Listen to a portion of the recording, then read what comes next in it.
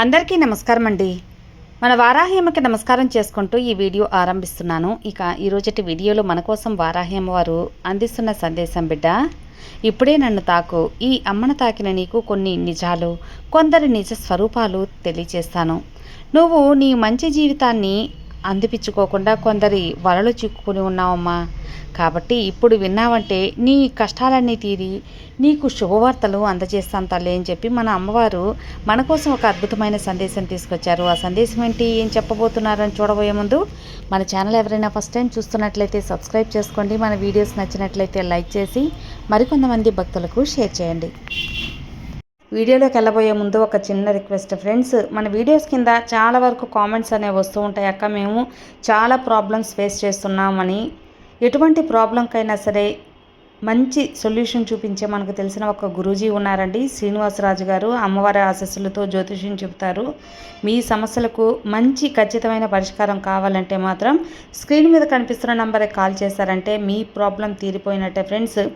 గురువుగారు చేసే పూజల ద్వారా, పరిహారాల ద్వారా మీకున్న చెడు ప్రభావం తొలగటం కానీ, మీకున్న జాతక దోషాలు లేదా వాస్తు దోషాలు ఇలాంటివన్నీ కూడా తొలగిపోతాయి.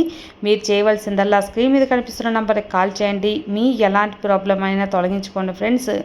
గురువు గారిని సంప్రదించవలసిన నంబర్ 9663064444. ఈ నంబర్కి కాల్ చేయండి ఫ్రెండ్స్. నేను ఇంత గట్టిగా చెబుతున్నాను, మీకు ఇంత కాన్ఫిడెంట్గా చెబుతున్నానంటే మీరు అర్థం చేసుకోవచ్చు. నేను చెప్పించుకొని గురువుగారు చెప్పింది నమ్మకంగా నాకు ఖచ్చితంగా జరిగి నాకు నమ్మకం కుదిరిన తర్వాతే మీ వరకు తెలియజేస్తున్నాను. సో ఒకసారి స్క్రీన్ మీద కనిపిస్తున్న నంబర్కి కాల్ చేయండి.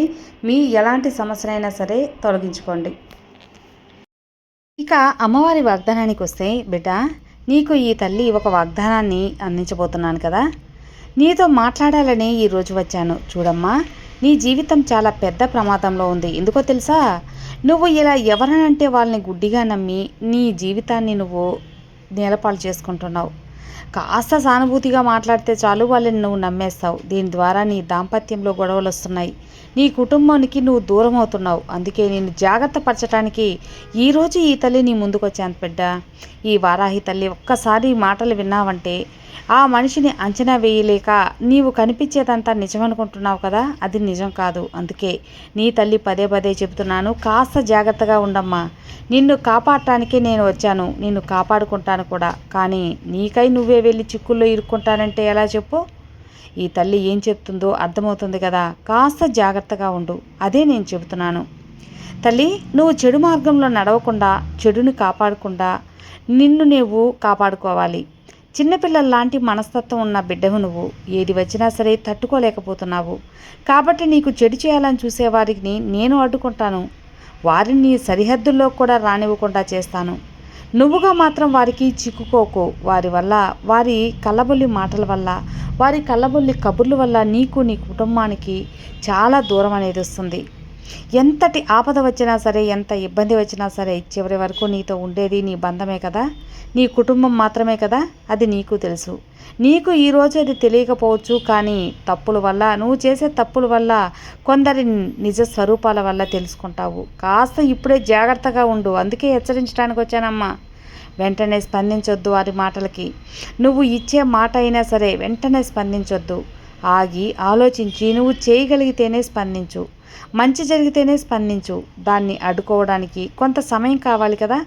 ఆ సమయం నువ్వు తప్పకుండా తీసుకునే తీరాలి. నీకు మళ్ళీ మళ్ళీ చెబుతున్నాను, ఏ నిర్ణయం అయినా సరే అడిగిన వెంటనే తీసుకోవద్దు. ఆలోచించాలి. ఆలోచించి నిర్ణయం తీసుకోవాలి. నీకింకా సందేహంగా ఉంటే ఈ తల్లిని అడుగు బిడ్డ. నీకు నేను సరైన మార్గాన్ని చూపుతాను కదా. అప్పటి వరకు తొందరపడి మాట ఇవ్వద్దు. తొందరపడి ఏ నిర్ణయం తీసుకోవద్దు. ఇవన్నీ కూడా నీకు నేను ప్రతిరోజు చెబుతూనే ఉన్నాను. ఎక్కడ నువ్వు తొందరపడి నిర్ణయాలు తీసుకొని నీ జీవితాన్ని నాశనం చేసుకుంటావనే నా భయం. నా బిడ్డల్ని జాగ్రత్తగా, నా భక్తుల్ని జాగ్రత్తగా చూసుకోవాలనే కదా నా ఆశ. ఎందుకో తెలుసా? ఒక్కసారి కాకపోయినా మరొకసారైనా ఇవన్నీ చెబుతూ ఉంటాను. కాబట్టే జాగ్రత్త పడతావనే నా ఆశ తల్లి. ఈ అమ్మ మనసుని అర్థం చేసుకో. నా మాటల్లో అంతరార్థాన్ని గ్రహించు. జాగ్రత్తగా ఉండు. నా మీద భక్తితో ఉండు. ఈ తల్లిపై విశ్వాసంతో ఉండు. నీకంతా శుభం జరిగేలా నేను మాటిస్తాను, ఆశీర్వదిస్తాను కూడా. బిడ్డ, నీకు చెడు చేయాలని చూసేవారిని నేను అడ్డుకుంటానమ్మా. వారికి తగిన శిక్షణ కూడా నేను విధిస్తాను. సరైన గుటపానవాడిని చెబుతాను. నా బిడ్డల జోలికి వస్తే, నా భక్తుల జోలికి వస్తే ఏం జరుగుతుందో వారికి తెలియచేస్తాను. త్వరలోనే వారు ఈ వారాహి అంటే ఎవరో తెలుసుకుంటారు. ఈ వారాహి బిడ్డల జోలికి వస్తే ఏమవుతుందో తెలుసుకుంటారు. నువ్వు కాస్త ఓపికగా ఉండు. మిగతావన్నీ ఈ అమ్మ చూసుకుంటాను కదా. నువ్వు మాత్రం కాస్త జాగ్రత్తగా ఉండాలి అనే పదే పదే చెబుతున్నాను. ఎవరో ఏంటో అనేది తెలుసుకో. చాలా సమయం ఉంటుంది. జాగ్రత్తగా ఉండు. నీ కష్టాలన్నీ ఫలించబోతున్నాయి. కష్టాల ఊబిలో మాత్రం ఇరుక్కోకు. నీకు ఒక మంచి జీవితాన్ని ప్రసాదించబోతున్నాను. ప్రశాంతతని నీకు అందిస్తాను. నీ ప్రశాంతతను పోగొట్టాలనుకునే వారికి బుద్ధి చెబుతాను. నా భక్తునమైన నీకు ఎలాంటి ఆపద రాకుండా మంచిగా చూసుకుంటాను.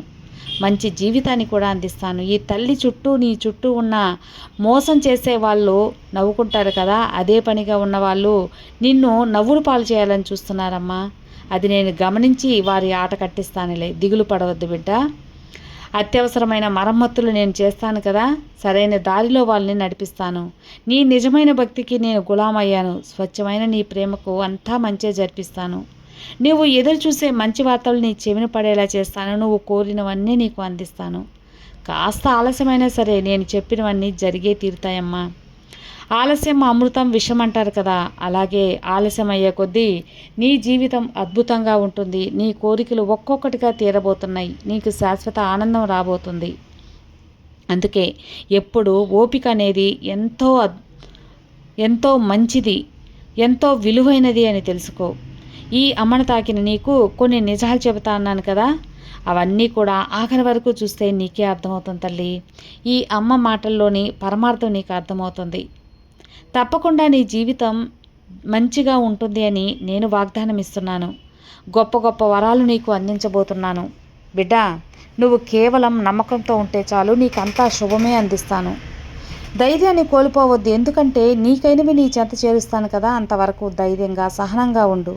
సహనంగా ఉంటే ఎటువంటి ప్రమాదం ఎదురైనా సరే దాన్ని ఎదిరించే ధైర్యం నీకుంటుంది, ఉండాలి కూడా. అందుకే పదే పదే నిన్ను ధైర్యంగా ఉండమని నేను హెచ్చరించేది. ఒక్క విషయం గుర్తుంచుకో తల్లి. కన్నీరు పెట్టుకుంటే ఏదీ మారదు. ఏదీ మారదే అన్నప్పుడు ఎందుకు కన్నీరు పెట్టుకోవటం అనవసరం కదా. కన్నీరు చాలా విలువైనది. చిన్న చిన్న విషయాలకు వాటిని వృధా చేయొచ్చా? నేను మళ్ళీ చెబుతున్నాను, ఇకపై నీ కంటి నుంచి కారే కన్నీరు అది ఆనంద బాష్పాలుగా మాత్రమే ఉండాలి. దుఃఖం అనేది నీ దరిదాపుల్లోకి రాకూడదు. ఇన్ని రోజులు నువ్వు అనుభవించిన కష్టాలు చాలమ్మా. వాటికి ఒక ముగింపు కావాలి కదా. నీపై కుట్రలు చేసేవారికి, కుతంత్రాలు పన్నేవారికి నీకు కంటతడి పెట్టినంత దూరంలో నేను వదిలేస్తాను. వారికి తగిన గుణపాఠం చెప్పి మరీ వదిలేస్తాను. నీ చుట్టూ నీ శ్రేయోభిలాషుల్ని పెడతాను. నువ్వు సంతోషంగా ఉండటానికి మంచి స్నేహితులు నీకు అందిస్తాను. అవన్నీ తీసుకొచ్చి నీ ముందుంచుతాను తల్లి. ఈ వారాహిపై నమ్మకం ఉంచు. ఎప్పుడూ దిగులు పడద్దు. నేను ప్రసాదించిన జీవితాన్ని ఆనందంగా జీవించు, సంతోషంగా ఉండు. నీ సంతోషమే నాకు పెద్ద బహుమతి అని గుర్తుంచుకో. నువ్వు చిరునవ్వే నాకు కావాలమ్మా. నా బిడ్డల ఆనందం కంటే నాకు ఏది ఎక్కువ కాదు. మరి ఇకనైనా సరే ఆనందంగా సంతోషంగా ఉంటానని ఈ తల్లికి మాటిస్తావా? ఖచ్చితంగా ఈ తల్లికి మాట ఇవ్వాలమ్మా. అలా మాట ఇస్తేనే నేను ప్రశాంతంగా ఉండగలను. నా బిడ్డ జీవితం బాగుంటుంది అని నాకు ధైర్యంగా ఉంటుంది.